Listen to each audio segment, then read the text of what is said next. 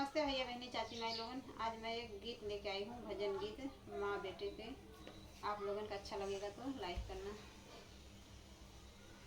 आचरा ओढ़ाई के बाई दूधवा पियाईनी, आचरा ओढ़ाई के माई दूधवा पियाईनी, दूधवा पियाईनी, दूधवा पियाईनी।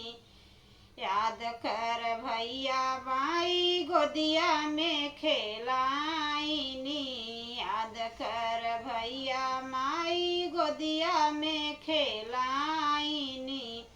जहाँ जहाँ गईनी मैया उहाँ लैके गईलिनी, जहाँ जहाँ गईनी माई उहाँ उहाँ लैके गईनी।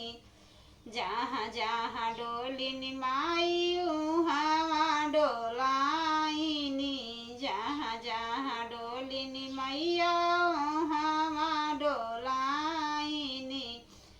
बड़ा होई के भूल गए माई के भैया, बड़ा होई के माई से दूरिया बना